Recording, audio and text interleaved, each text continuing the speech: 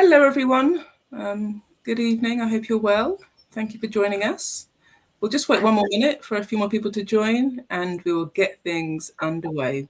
But it's a pleasure to be with you on this Thursday evening. I hope you've enjoyed the wonderful sunny weather we've had and you've got out and had a chance to walk around in it. I know sometimes we are also busy, but I guess the sun's not going to set for a little while. So if you hadn't got out in the sun yet, you still have got time to do so after this session today. Okay. I am going to get us started. So good evening, everyone, again, and welcome to today's LinkedIn Live session. It's all about the crucial role of inclusivity in the workplace. My name is Atlyn Forde. Hopefully some of you know me, and hopefully some of you will get to know me today. And I'm thrilled to be joined by two fantastic guests. At present, we've only got one, but I'm hoping that Rachel's going to turn up at any moment now. And they'll be sharing their experiences and insights from within the financial services and beyond. So we have Nadia, Edwards-Dashti, and Rachel Doy that will be joining us hopefully soon. And I feel like this session's coming at a critical moment, as we've seen, increasing scrutiny and in some cases worrying rollback on D&I commitments in organisations. And as if you know me, you'll know I'm very passionate about D&I, and so I really think it's important to have this conversation today. But it's not about doom and gloom. It's about how we push forward, how we stay committed and turn inclusion into true competitive advantage, because that is exactly what it is. So we're seeing a shift in corporate landscape. I'm just going to move my slides and share a few things with you. I mentioned our wonderful guests, and so you can see our pictures there. But I really wanted to talk about why it's so important. There are stats coming out that only 41% of employees in the UK feel that they can be their authentic selves in the workplace. And that's a drop from 66% in 2020.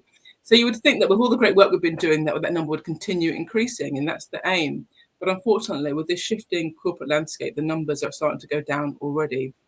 And nearly 1 in 3 have witnessed colleagues being excluded or rejected for their differences. And again, it's really disappointing to hear that these things are happening. And if you're in financial services, I'm sure you know that the regulator, the FCA and the PRA are stepping back from the mandatory diversity reporting. And it's not really a time to pause. It's really a time for us to double down. And so today we're going to be talking through all the reasons why it's important really for us to be doing that. I think, in terms of the positive impact, I'm sure I'm speaking to people that know about this already. But in terms of why are we focused on inclusion? What are the benefits? And we're going to talk through more of them as we go through the session today. But we do know that it increases innovation, increases colleague satisfaction, increases customer service, and also retention and attracting the best people. There are many positive reasons as to why we should be focusing on true inclusion in the workplace. And so, for us today, we're going to be talking about solutions and how we can kind of stay the course and keep focused on inclusion within our organisations. So this is an interactive session, and I would really love for all of you to share your thoughts in the chat, but also to ask questions. We're here really to share solutions and some of the challenges that maybe we're facing. So do please use the chat function. We'd love to see some engagement. And if you want to say hello, please put your name in there and who you are. It would be great to see who's joining us this evening. So let's get our panel discussion underway. Nadia, I'd love for you to share your insights in response to these questions, and hopefully when Rachel joins, she can also share some of hers as well. But we'll kick off with the first question, and maybe you can also do a brief introduction to yourself, Nadia, when you answer this first question. But it'd be great if you could share some real-world examples of how D&I initiatives have positively impacted your business or your clients or your colleagues or even your customers. It'd be great to hear some of those examples, Nadia. And Atlyn, thank you so much for running a session like this. I think this is the perfect time to be doing it. And I totally agree with you. This is a time where we need to come together. We need to learn. We need to be talking with one another on what works and how we keep driving this forward. So thank you for organising this. Just for a brief introduction on me, my name's Nadia Edwards-Dashti, and I'm the Chief Customer Officer of a recruitment business called Harrington Starr. We've been trading for 15 years, specifically focusing on technology, sales and marketing recruitment into financial services. I myself have been in recruitment since 2005. And I remember asking myself right at the beginning, why do certain people get the jobs and certain people don't? And why did that person get promoted and not that person? And, being a recruiter, you end up having unofficial conversations. You are not the official exit interview, and you find out the real reasons why people leave their jobs. And that visibility is enormous. The visibility I've had for many different companies across financial services, the large ones, the newer, smaller ones, the scale-ups, on what they are doing for inclusion or not doing for inclusion, and the impact of that, I think is really interesting. So thank you for bringing me here today so I can talk about this. And to address your first question, I've seen so much positive work done. Yes, we have moved backwards in the past year and a half with regards to inclusion. And yes, in the newspaper every day, we are reading something that just feels like a punch in the stomach for all the work that we've been doing. But the positive things that I have seen, I want to draw upon. And one of the best examples I'd like to give was with a company that we worked with a few years back. The CIO came in as a new person, and he said, I'm shocked. And this was a merchant bank. And he said, I'm shocked at the level of the lack of gender balance within the senior leadership team. We've got a huge change and transformation project that we need to implement, and it has to be successful. We've got to do it in a short amount of time, and there's lots of different opinions across our business. There's lots of different personalities that's not reflected in our senior leadership team. I need to make some hires. So we supported those hires. And the thing that we committed to was a gender balance in every single talent pooling that we did across each of those hires. So that meant, very simply, that if we were sending 4 CVs to a role, there was 50-50 gender representation on those. Hey, Rachel's here. Lovely to see you. Apologies. The internet's not on my side today. You're here. I've been sort of sat here for 20 minutes being like, I am here, I promise. You are here. It's great so to apologies. I didn't mean to interrupt the point that you were making. No worries. So yes, back to the story. Just so happy Rachel's here. But back to the story. Yes, we gave a fair gender representation. Out of the 6 hires that they made, they chose to have 4 of them that identified as women. The wonderful thing was across all those 6 hires, which was specifically around diversity of thought, diversity of background, being able to come in and look at something from a different perspective.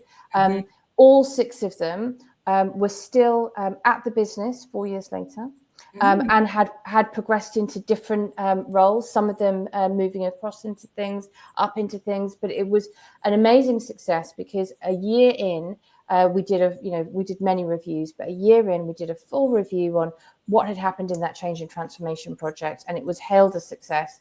And there were some publications in newspapers about it as well. So it was something that we were really, really proud of, but not necessarily something that I can actually say the name to, because of the nature of the work that I do. But that is always one that I think of whenever anyone asks me what are the benefits.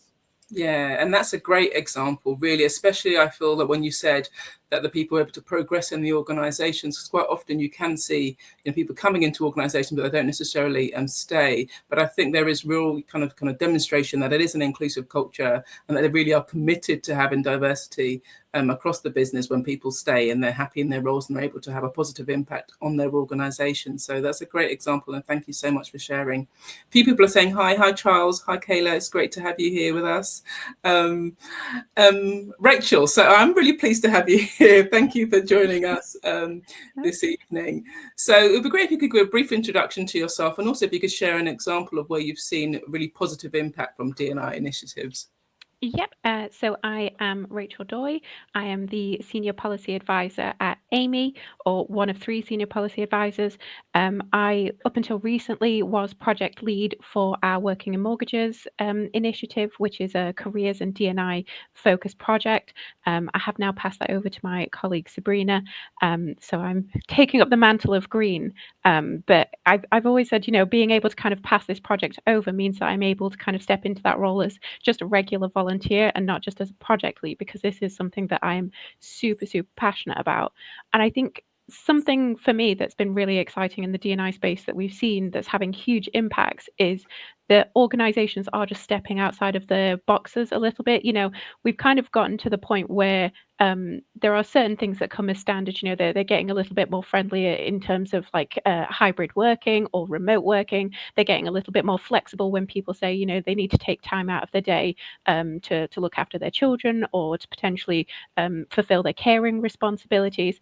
But we're seeing some really impressive innovation across so many different angles. But some of the really good examples that I've managed to find are fertility benefits. They're really starting to get more nuanced and really help employees that need it. So we're starting to see employers that are supporting their staff through IVF, through adoption, because these are really, really difficult processes, and I think they're really emotionally draining processes as well. And you really need an employer that's going to support you. And the way that reflects back on the business is you then have built such incredible loyalty from your staff that not only are they going to be probably unwilling to leave, but they're going to be shouting your praises. And you can't really pay for that kind of publicity, that's really sort of impacting people. So I think it's one of those things who really like the innovation that firms are coming out with to support their employees and to support their staff. It's just incredible. Yeah, I think the employer brand is a really key thing. People who are looking for talented people who are looking for new roles, they want to ensure they're going to the right places, and they are literally looking to see what inclusive practices are in play. And they can choose, if they are talented, they can choose which organizations they go to. And so, for any organization that really wants to attract the top talent, this is something they definitely need to consider. A few other things, I will point out in terms of kind of real world examples. I've been doing some research into technology and inclusion, and there are some wonderful tools out there now that are kind of helping people that maybe had struggled with regards to inclusion from the customer experience. And that could be through travel, or it could be through other areas in terms of maybe people getting their names wrong. You can now kind of record your name on Teams and add it to your profile. But there are also some great apps. And so I do think people are really trying to innovate in this space as well. And, that's a great innovation. And I think that in terms of inclusion, we have focused a lot on our colleagues and our staff, which is really key. But also, I think the positive impact we're having on customers is amazing as well. We've done some great work in terms of financial inclusion, and really ensuring that when people come to our website, they feel that this is a place for them. There's no judgment when it comes to their finances. And this can only improve businesses. And this is one of the things we want to talk about, the business case, and why it's really important for people to stay focused on inclusion for their colleagues and for their customers. And so I guess that kind of brings us nicely on to the next question, really, with regards to consequences and risks in terms of people rolling back, as some organizations are still very much focused on this. But for those who are considering maybe seeing it as maybe not such an important thing, what are the risks and the consequences that you anticipate from organizations who are stepping away from D&I commitments? Nadia, do you want to start off with this one? Yeah, I'd love to. And I think it's a really good one to ask following what Rachel just said, because I think a lot of people overlook retention. I've worked in recruitment for the past 21 years, and something that I am super, super passionate about is making sure that if someone is joining a company, they are going to be welcomed there. They're going to feel like that this is a place for them, that they can, raise their hand, they can speak up, they can share their opinion, that they have a fair opportunity for a pay rise, fair opportunity for progression. And I think all of the things that Rachel was saying there around newer policies and policies that companies are implementing to truly support their staff, I think it's massively overlooked at what happens when someone moves to a company that suddenly doesn't have that. Or is going even into the minuses and now saying, we will definitely not be talking about inclusion. We'll definitely not be talking about how you may feel at work and how we engage you best at work. And I think that's actually the minus that we're talking about here, because I think one of the things I talk about in my podcast series, I've done 500 episodes now. It's called FinTech's DEI Discussions. And in every episode, I ask people, what does inclusion mean to you? And my point here is that actually all of us have a different experience, and to be included will be slightly different depending on your vision of the world and your experience of the world. And if, as an industry, we are looking to detract from that, then we are also looking to detract from engaging people, encouraging people to thrive at work, to be there, to bring their best self should they choose to. And this, to me, is the real failing of it all, Like actually, I question what is leadership and what should we be doing to be great leaders. And I know that, there's lots of different types of leaders, bosses, coaches, managers, sponsors, but all of that, what is your definition of all of these things? Especially if we take away understanding what an individual is and what an individual needs, then what are we doing to progress people and help them be their best at work? So, long answer to a short question, what are we losing? I think we're losing the best of our people. Yeah. And that's any person and every person. Yeah, I think that is so true. I feel like there's only a loss. There's no gain in terms of this. You may save some money, maybe. You may save, a head count on, a D&I person, but potentially how much head count you're going to lose from people who just feel that they can't be in this workplace. They don't feel that they can actually be who they want to be and be able to do their best work. So, yeah, I think definitely some good points made there, Nadia. Rachel, over to you. What do you think in terms of some of the risks and the consequences that we're going to see if people continue stepping away from D&I? I think it can't be understated. I think the workplace has moved on so much since the pandemic. I feel like that's become a cornerstone reference of time. But I think there was a certain awareness level that we reached during the pandemic of, working environments that other people were experiencing. We were all suddenly a lot more online than we were previously, and you were able to kind of see what other people's work looked like. A lot of people were documenting, creating their own offices, talking about their day jobs, and that awareness kind of inevitably breeded a little bit more equity and equality of people saying, well, that organization does this for their staff. Why can't my organization? So I think the standards have shifted in the mindset of the workforce in general. I think people have become a lot more attuned to their organization's culture as well, and that's seen as absolutely vital. And I think if somebody was to try and take a step back and remove that company culture and keep it to just, well, we have strategic policies around D&I and that's all we need to do, we don't need to really sort of eat, breathe and live them, then that company culture is going to be eroded. And those that can leave will, but those that stay behind will do, very little. We've seen the sort of development of the term quiet quitting, where people who are just not invested because they feel their employers are not invested will do the absolute bare minimum. That's going to have a huge impact on productivity. And I think once somebody gets to that point mentally, it's really hard to bring them back around. It takes a really long time to build company culture, and it can be destroyed really, really quickly. So again, I don't think the impact can be understated.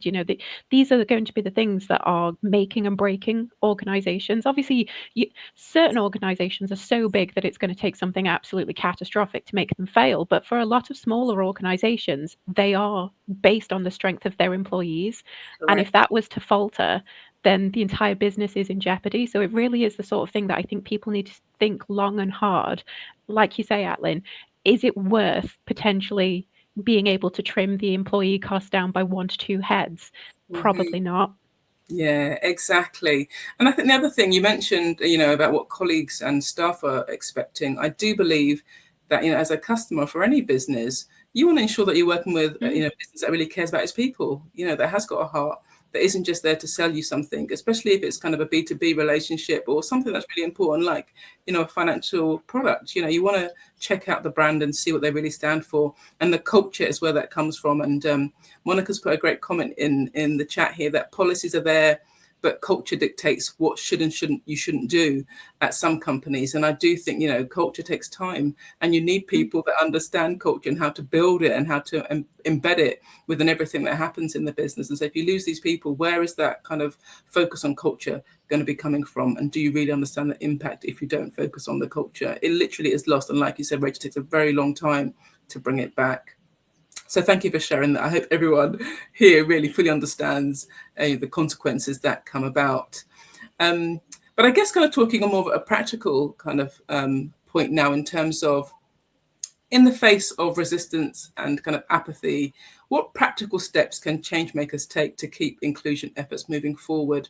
Having spoken to other inclusion advocates, I know some of them are having a really hard time now, not only just in terms of, them trying to really, implement change and implement their initiatives and they're facing resistance, but just in terms of their own value and how they're being treated in their organizations. And so I guess, would you be able to share anything in terms of practical things that these change makers, these innovators, these people who care about culture and people, what can they do to keep their inclusion efforts moving forward? Rachel, can I kick off with you if that's okay? Yeah. I think for me, the really key part is creating networks around yourself of people that also feel really passionately about these issues. Be either inside of your organization or outside of your organization. Because I think there is a real tendency in this D&I space to try and solve all of those problems. And I think there's a real tendency as well for individuals to feel like they need to solve all of those problems. I've definitely gone into workplaces where I've noticed issues and thought, oh, I need to fix this for absolutely everybody. And that is really, really difficult. It's not to say that we aren't individually really influential, but there are certain tasks that are a bit of a team effort, and it can be really disheartening when you feel like you aren't reaching those goals particularly quickly. So having that network of other people that you can kind of get to rally you is really, really important. So I think, like I say, either employee resource groups or like the other groups that you can find out and about in the industry, they're really, really important. Things like DIF, are great for allowing you to connect with people that share your thoughts and feelings and passions. And I think the other thing is to just allow yourself to step out if you need to. It can be really, really difficult. I think, when so much is happening in this D&I space, it can get really overwhelming. It can really feel like we're going backwards sometimes with, the sort of state of global politics at the moment. And I think people need to be sort of really kind to themselves and think, what, if I need to take a break for a couple of weeks, come back really refreshed, that's perfectly fine. I think people need to really consider their own sort of mental health as they're going through these policies. And yeah, I think just finding a network, finding other allies you can kind of help lean on is absolutely vital. Yeah, it really is. And I guess we'd love to call out the Working in Mortgages kind of community sort of network. It's a great space for kind of, just talking to people that are going through the same thing, who are passionate as you, and can really understand the position that we're in at the moment. But I do think that well-being is definitely a consideration for many people in this space, people having to potentially, lose their jobs or change their titles or be very agile and face, comments from people that are really not very nice at the moment. And when you're so passionate about something, that really can cut deep. I'm going to go on to Nadia, but just to remind people that if you do have any questions or any thoughts on any of these questions yourself, please do share them in the chat. I'd love to hear your thoughts in terms of practical steps, and whether that's to do with, maintaining your well-being or efforts in terms of keeping the efforts moving forward. Nadia, over to you. What are your thoughts on this? It's so interesting, isn't it? And Rachel, love hearing everything that you say. I think it's absolutely spot on. And just to pull on a couple of other threads, I think for me, and this is actually like personal experience as well, and like talking to a lot of people in the industry, there's a lot that you can do yourself that actually, I think will bring you a bit of confidence over time and a bit of strength, and that I think is being your values and setting your standards. Like whatever else is going on in the world, nothing should stop me from putting somebody forward who hasn't necessarily been thought of for that promotion or that pay rise, someone who's been overlooked. Nothing will stop me from saying in a meeting, oh, I'm sorry, I didn't hear what she had to say. Can we just go back to that point? Nothing will stop me. When I say nothing will stop me, it's taken me many years to get to this point, and I'll go back to how it's taken me, what got me to this point. But nothing will stop me now from being able to feel like I am doing right by our.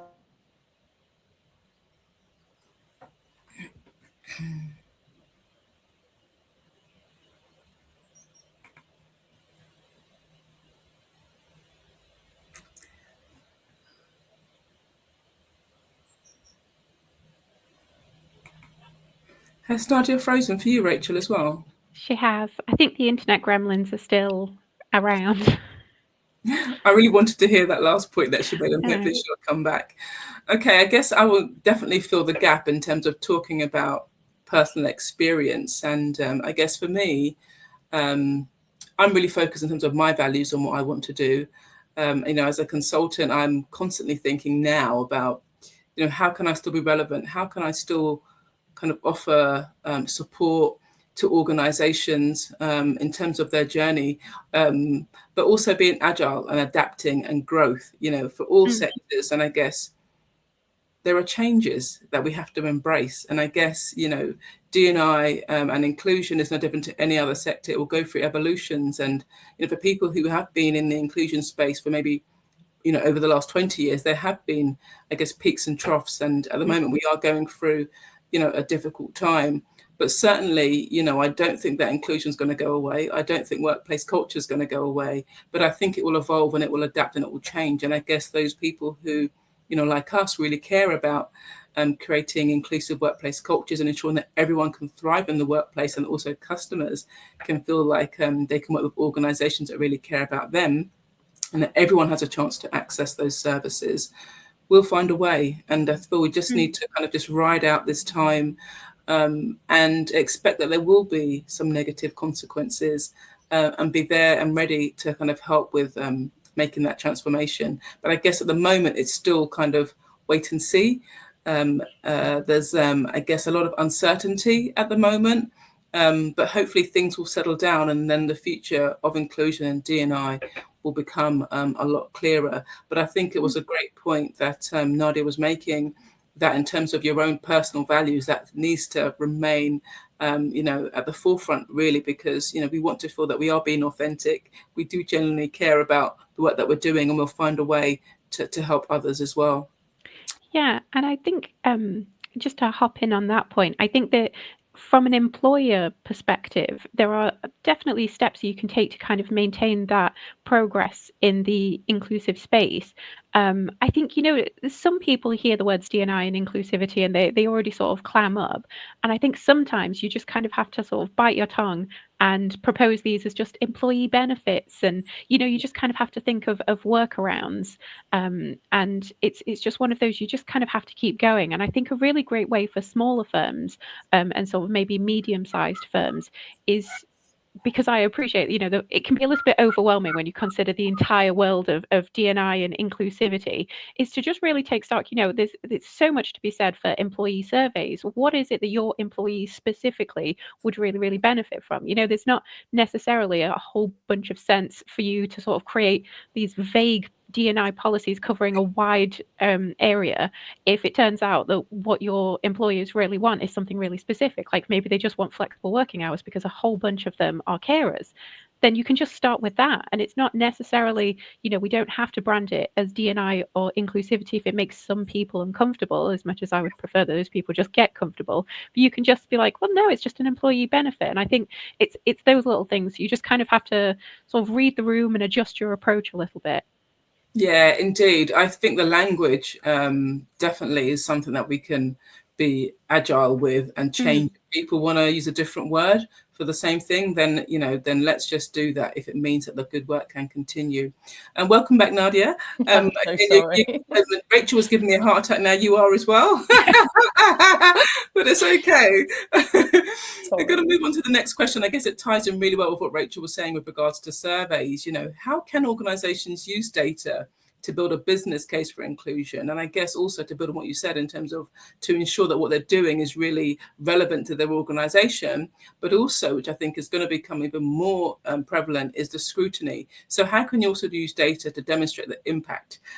So again, it'd be great to hear from Nadia on this question in terms of what role does data play in terms of making the business case, demonstrating impact, but also ensuring that what you're doing is relevant to your people. Yeah, I think this is such a powerful question. And I really boil it down to knowing your why. And this is what I say to a lot of my clients when I go and meet with them and answer this question. There is so much data out there, like McKinsey are, the leaders in this, and Atlyn, you gave some really great stats at the beginning. There's loads of data out there, but actually I think why we're in the position that we're in is that people have used data that has been gathered sort of en masse, and they've tried to throw it into their business without actually listening to where their business is right now, what their business even thinks of this data, how it's going to impact their business and their people within the business.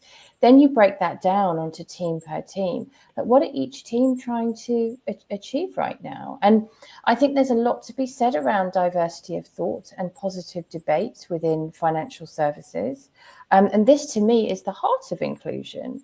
You know, people being able to challenge one another and say, actually, I don't agree with you because I've lived my life like this, or my experience with paying or transferring money was completely different to your experience. So don't you think we need to have a product that services that?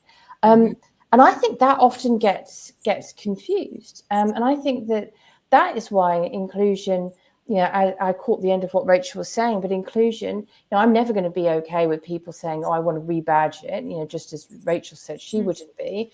But, you know, if we have to, let's do it. But also, like, why should we have to? Let's remember that inclusion is tied to engagement. It is tied to positive debate. It is tied to innovation. Without it, we are weaker. Without it, we have blind spots. Without it, we are building products or working with our partners and customers in ways that aren't completely full. We are only showing a part of ourselves and a part of the community. So when I thought about this question around data, yes, there's loads of, you know, stats I could have spurted out, but actually, what are the stats for you in your business? What does your business actually do? Who are your people? When there's a problem, who do you want in the room to fix it? Everybody that's going to agree with you, or people that will be able to say, wait a second, this is why that problem happened, because we overlooked this, because we didn't realize. Rachel, have you told your amazing thing of when there wasn't a woman in the room? Oh, yeah. So we had a sort of pre-webinar discussion a couple of days ago, and I mentioned that I'd read this story years ago around I believe it's an American company that had designed a pool float.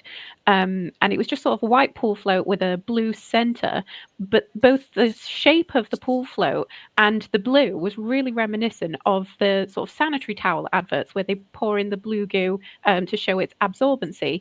And that just tells you that this product's managed to get through sort of conception to implementation to production, distribution, and it tells you that there either weren't any women as part of that process that could have told you this pool float looks like a women's hygiene product, or that there are no women whose voices were heard, because anybody that has seen, you know, an advert for a female hygiene product would have been able to look at this pool float and gone, maybe we should rethink this design. But the fact that it didn't and then was then ridiculed on the internet just shows you that there's so many organizations that lack that diversity of thought. And I think it's one of those, how many others don't we see? How many other companies are doing really, really similar things that they should probably be a little bit ridiculed for, that they just never become viral memes. So it's just one of those, it kind of really concerns you that I think there's almost a positioning that it's 2025 and D&I solved and, you know, all of these problems are gone. And there's so much evidence to the contrary. And it can be a little bit overwhelming sometimes, but that one's always, I feel, just one that makes me laugh a little bit because it's just so ridiculous. And just a perfect example of, you know, just not having different opinions in the room, different experiences and different vistas on life. And like you turn that into, you know, a payment solution or a saving solution or a money transfer solution. And you only have a certain proportion of society in the room who maybe have never transferred money across the globe, who maybe, and this is what their solution is. Like, it's really, when you stop and think, wait a second, why aren't we listening to different people? And why aren't we encouraging them to come into the room? Why aren't we promoting them? Why aren't we helping them build their careers? Why do we have to hire people who we recognize or feel confident in? You know, this is the stuff that we really need to be delving down into. Like, what does this diversity of thought look like? And why do we find diversity of thought so difficult to accept? Because it doesn't, because I may be wrong, because I may only have a certain point of view, it doesn't mean that you know, I have to, you know, hide out of embarrassment. I need to be open. I need to learn. I need you to tell me what I can't see. And I think that is fundamentally an issue in many businesses. Yeah, and just to build on that, it may not even be that the organization isn't diverse, but maybe they just haven't got psychological safety. So you're in a room that you can see the glaring mistake. In fact, many of you can see the glaring mistake, but no one wants to say. it won't be received very well. So it's not only about having, diverse teams. I think it's also about bringing psychological safety where people do feel they can share their honest views and own up to mistakes that they've made. And quite often, I think that can be lacking. But I think some of the points you also made with regards to, in terms of the progress that we've made, links to the question that someone just asked. And it says, whilst formal programs may be being scaled back, do you think or hope the legacy will remain strong, i.e. the employees and leaders have that mindset baked in? I don't know what your thoughts are in terms of if, say, for example, we're not being proactive in terms of initiatives, do you still think that people will, I guess, remember and still kind of go along with the inclusive values that they learnt about previously? I don't know what your thoughts are on that. Or does it still need to be reminders and be, I guess, lived and breathed in a very proactive way? What are your thoughts? I think for me, I think it's always been a little bit of a pincer movement in terms of, we've for ages now, we've had companies creating strategic policies around these. They'll have them as their fundamental pillars of their organization, and, it'll be included in their board packs and their AGMs. But there's always been the sort of grassroots organizations. There's always been employee created resources and groups and outside of the organization networks. So as much as it's one of those, we really do want, like, the regulator, the government, the organizations themselves, we really do want them to be part of the discussion. But if they choose to remove themselves, the employees are still there doing what they've been doing before. And I think these days it's more influential than ever because of that development of, like, the fear of missing out. If all of your employees are still talking about, where they want the course of the company culture to go and what they want to do in terms of employee benefits, you kind of feel like, well, if everybody's talking about it, then I can't quite say no, because again, it's one of those that, there's nothing wrong with D&I. It's a perfectly reasonable thing. It's the morally right thing to do. So it's really quite difficult to argue that we shouldn't be doing it. And I think it's just one of those, the more people that are sort of talking about it, the more that they will carry on that momentum. Again, it would be lovely if the people at the top were doing it, but I don't think they're important to the process. I don't think they're absolutely vital to the process. Yeah, and I agree, but I do feel that if an organisation is rolling back on D&I, that can come in many guises, and it could be that the budget is removed or resources and time are removed, so you're not actually allowed to go into sessions or you're not allowed to join an employee resource group, depending what level they want to put constraints on D&I and inclusion. And so I guess it will be a range, a scale, but you'd like to think that if a lot of work and commitment had gone into it, that people in the business wouldn't just forget instantly, that it would remain. But I feel that part of the rollback in some organizations is not just a rollback, it's actually trying to prevent people from doing some of the good work and trying to stop people from having ERGs. So yeah, it'll be interesting to see what happens for those organizations when the real push for D&I stops, and if they are able to maintain it. I don't know if you had anything to add to that question, Nadia, in terms of people retaining the mindset, or should we move on to the next question? I think there is a bit of self-preservation. I wouldn't want to sit here and say, unfortunately, there are companies that, yes, they're taking away your time, they're taking away your ability to be promoted, and there's redundancies happening. And that's the reality that so many people are facing right now. So when I was talking before I got cut off, and I was saying, look, I will always strive to do the right thing, there was a bit that I wanted just to take on top of what Rachel had said about gaining your solidarity perhaps outside of your company. And this was something that I really lived and breathed, because pre-pandemic was when I started my podcast and I started recording with people around, what does inclusion mean to you in this industry? And I say pre-pandemic because it was before we were all working from home. It was before we were talking about DEI at the level that we were during that. People were afraid to come onto my podcast. And that's why I owe so much to those original women that joined me. I found a tribe external to my own company that tribe gave me confidence. That tribe allowed me to cry when things were difficult. That tribe allowed me to say, is this right? Is this normal? And that mental health piece, which I know we spoke about earlier, I think that is very, very important, that will allow you to come back into your business and be the best you can be and be as true to yourself as you can be in some very difficult situations right now. Yeah, no, indeed. I think that is, a great thing to hear, and I think that's going to become even more important. We all need to find our tribe and our support team inside and outside of our organisation. So thank you for sharing that. I guess at the moment, we're all trying to, look into the future and think what's going to happen. As I mentioned earlier, there's a lot of uncertainty right now, and we're all hoping things are going to settle down as soon as possible. But I guess I wanted to kind of get your thoughts in terms of what do you think is going to happen in the future? Kind of what trends are you seeing in workplace inclusion, especially in financial services, and what might we expect going into 2026 and beyond? So who can I ask to look into their crystal ball first? Rachel, are you happy to do that for us? Yeah. I think in terms of topics that people are discussing, I've already mentioned it a couple of times on this webinar. I think carers is going to be a real topic of conversation going forward.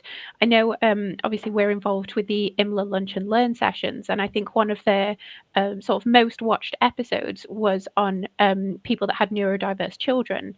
And I think that connected a lot of people in, the difficulties of maintaining work whilst also having these sort of caring responsibilities for a child that might have, varied additional needs. But what came out of that conversation was how so many of these people were also caring for aging relatives. They might be looking after parents, grandparents. So you've kind of being squeezed from both sides. And I think that generated an awful lot of conversation. I think, people that find themselves in a situation where they're caring for multiple relatives, it's actually a lot more common than we think. And I think there's going to be a lot of people that are actually getting to a point where they do need additional support, and they do need really sort of generous employees that are able to kind of say, that's fine, you can take off a little bit of time if you need to take this person to appointments, because again, we know the UK has an aging population, and we know that there is an expectation of care on their children, their grandchildren, but that doesn't stop the children from needing care. It's a really difficult position for people to be in, and I just think we're already seeing that as a topic of conversation that's really sort of building up. In terms of sort of going forward into 2026, obviously we've kind of touched on the FCA has sort of scaled back on their DEI mandatory reporting consultation. I do think some of the criticisms that were levied kind of goes back to that data piece of, we know the FCA collects a lot of data, but when this consultation came out, was there a lot of trust that they were actually going to do anything with this data that they were making firms collect? How much time was it going to take the firms to collect this information? I think that's where the kind of backlash came from a little bit. And when the FCA announced that they weren't going to be taking this work further, they did mean that specific sort of mandatory reporting, and they did sort of recognize that they are still very committed to work in this D&I space. So I am potentially naively optimistic that they are still wanting to push forward, and hopefully we will see more action out of the FCA. Again, cautiously optimistic that we will see a little bit more movement from them, and hopefully, that's something that the government will continue to echo, because I think there's also been, a lot of conversation around the government civil servants, and are they going to be rolling back flexible working for them? And that kind of, it almost sets the tone a little bit for how the government's treating their own employees, what the regulator's doing. It really does set the tone for what firms feel is acceptable. So hopefully we will continue to see their advocacy in this area. But I think it's, for me, one of the things that we were hearing when we went out to sort of member firms around this mandatory reporting consultation, a lot of the companies were saying, we're really committed to this. We don't need the FCA telling us what to do. And I feel really comfortable then going out to all these organizations saying, you said you didn't need the regulator. The regulator is no longer getting involved. Can you tell me what you're doing? Because you didn't need them, and hopefully you're continuing on with this journey. So I might be bothering a few people in the distant future, but I'm sure it'll be fine. So hopefully I think we will continue to see a lot of involvement in this area. This just, again, naively optimistic. I think it's just a minor setback. Yeah, indeed. And I think the government are also looking, or had mentioned, introducing some other regulations around pay gap reporting and some other areas in terms of employee benefits and requirements to look after your team. So we'll see what the government brings in terms of going into 2026. But Nadia, from you, in terms of any trends that you're seeing and areas of focus on inclusion. I wanted to highlight Project Nemo and disability inclusion, the work that they've done, how they've rallied the industry, and in line with what you just said there about the government reporting, like there will be, I'm not sure the exact guise just yet, but there will be reporting on the disability pay gap as well, which I think will be very interesting. But what I love about Project Nemo is they've very recently got backing from HSBC to deliver lots of free accessibility courses to the industry and to individuals. But they've just completely made people realise what they have been overlooking for many years when it comes to accessibility of products. They've then taken it beyond product, so it's not only looking at companies that are building something to then pass on, but actually partnerships and clients and colleagues. And all of this is just so important, because if we look at inclusion being at the bottom of the agenda, what is at the bottom of the inclusion agenda? It's often been disability inclusion. And if we can start looking at all these different pieces, not at the bottom of any agenda, but actually understanding how they all fit together, I think will be the better for it. And Rachel, I don't think you're naively optimistic. If you are, then I am too, because I truly believe this is right. And I truly believe that businesses are better off. I am better off for learning from other people every single day. Businesses are better off from doing that. I think businesses will start to be hit on their bottom line by moving away from inclusion. I loved it when Sadiq Khan didn't do a big project because that company had moved away from their diversity and inclusion policies. I'd love to see more of that. But I am positive for us having a bit of a U-turn as we move into 2026, because the way that companies are behaving now, I think it's going to harm them. Yeah, indeed. And I guess, just on that point, I think, from speaking to kind of HR professionals, they're saying that they are already seeing an increase in cases, employee tribunals and things like that. And so potentially that isn't a great thing, but, organizations may start to see that their employees are not having a great experience, but they're not necessarily going to sit back and accept it. And so that could be a trend that we see going forward. But also, I think in terms of having very global organizations, there are more and more companies that are looking to kind of outsource and have offices in other countries. And I think, if they really want to ensure that the culture for their business remains and is embedded across multiple different countries, and that their team members can communicate effectively, that requires a real focus on multicultural communications. And that's the training that I've been doing more recently with some of my clients. And I do think that's going to continue to be a trend. And one other area that has been, in focus for a while, but will continue to be, is social mobility. A lot of organisations are really focusing on that. And we saw the recent report around the lost boys, young boys and men between the ages of 16 and 24, who are really struggling in many different areas. And how does that impact, employers, society, and customers just more generally? So we're coming to the end. We've got one more question. And again, if anyone else who's online wants to ask a question or share their thoughts, please do put it into the chat. But I guess what I'd like to ask you both in terms of your parting thoughts, in terms of what message would you give to leaders in any sector, I guess, who are considering rolling back on D&I right now? What would be your message to them? Oh, Nadia, let's start with you. Mine is really simple. What does good leadership mean to you? And what do you think you should be doing to get the best out of your staff? Yeah, exactly. Inclusive leadership, again, was something that a lot of organisations are very much focused on. But inclusive leadership is part of leadership just generally. So indeed, what does it mean to be a good leader? Yeah, and you can't do it without inclusion. Exactly. Thank you, Nadia. That's a great passing shot. Okay, Rachel, on to you. What are your thoughts? What closing message would you like to give to leaders who are considering rolling back on D&I?